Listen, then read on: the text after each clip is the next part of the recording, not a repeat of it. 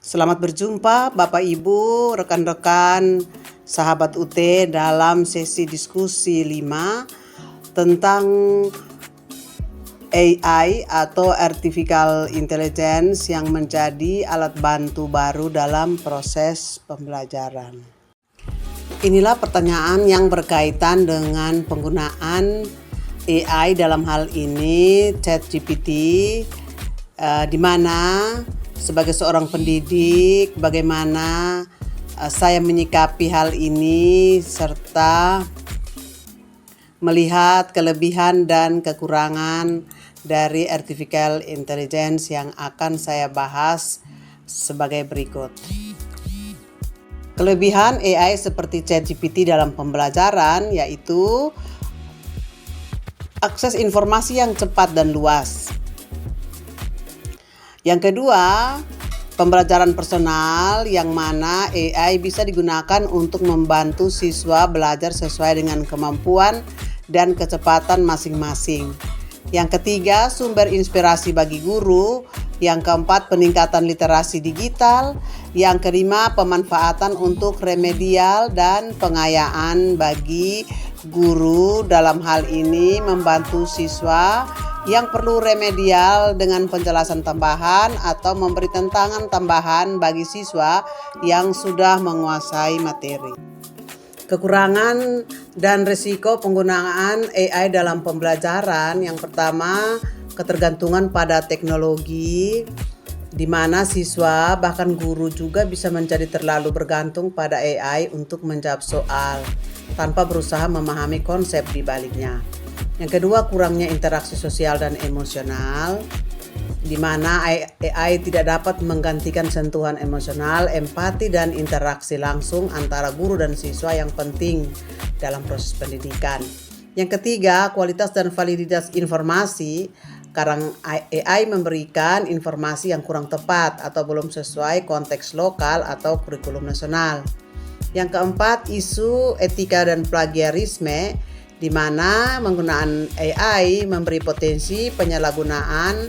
Misalnya, siswa menjawab jawaban langsung dari AI tanpa memahami atau menuliskannya sendiri.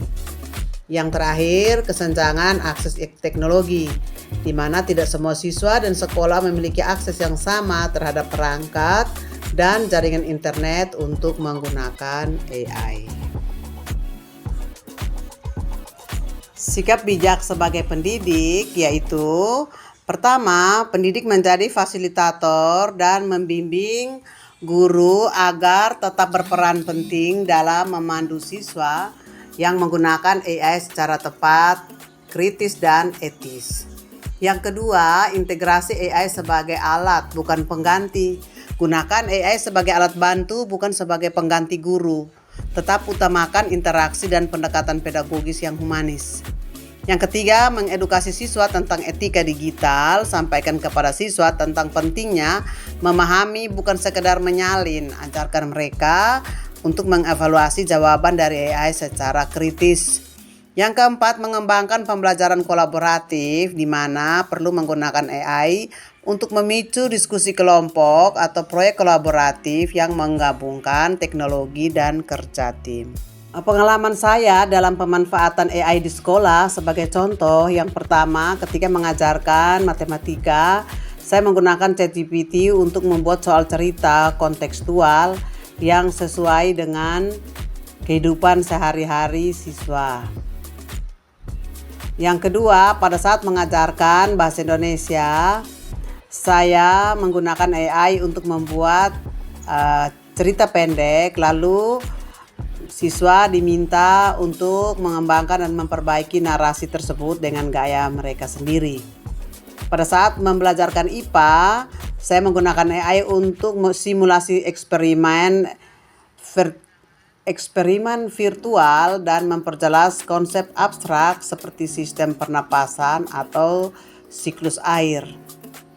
Selain itu, dalam praktik saya sebagai pengawas sekolah, saya juga menggunakan AI untuk membantu guru membuat perangkat pembelajaran seperti RPP dan LKPD. Kemudian menyusun rencana atau refleksi pembelajaran dan menyampaikan umpan balik kepada siswa. Kemudian yang terakhir membuat rancangan pendampingan bagi satuan pendidikan.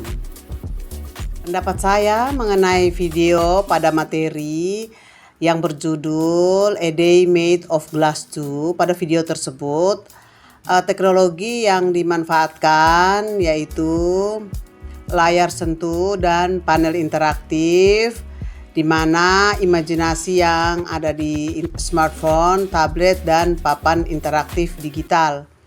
Yang kedua, ada augmented reality dan virtual reality yang digambarkan dalam bentuk interaksi 3 dimensi dan visualisasi benda secara langsung. Yang ketiga, Internet of Things, di mana semua perangkat dalam video saling terhubung dan saling berkomunikasi. Yang keempat, ada kaca pintar atau smart glass, di mana teknologi ini mulai dikembangkan terutama di dunia arsitektur dan otomotif. Yang keempat, personalized learning, di mana dalam video teknologi membantu menyesuaikan informasi dengan kebutuhan pengguna, contohnya sepatu, baju yang digunakan secara digital. Nah, sebagai pendidik tentunya video A Day Made of Glass 2 ini memberikan gambaran luar biasa tentang masa depan yang serba digital dan interaktif.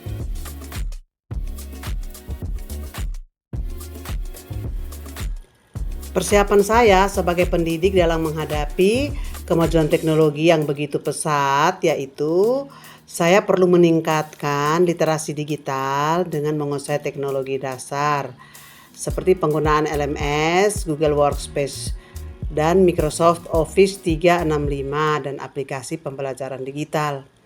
Kemudian terbiasa menggunakan AI sebagai alat bantu pembelajaran.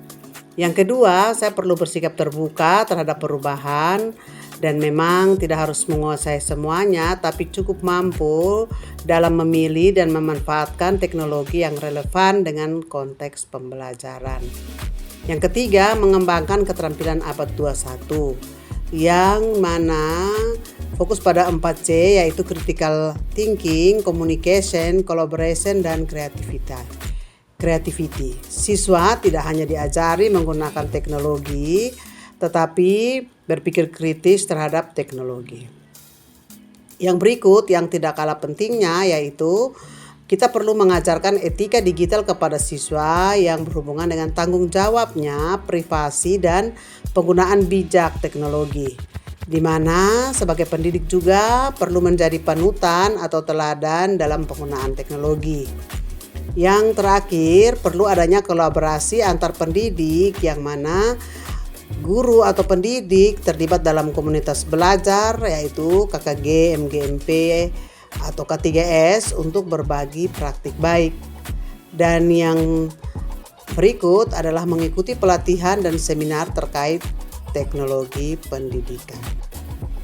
Akhirnya, burung dara, burung cendrawasih, cari dulu di Papua. Cukup sekian, terima kasih. Semoga bermanfaat untuk semua.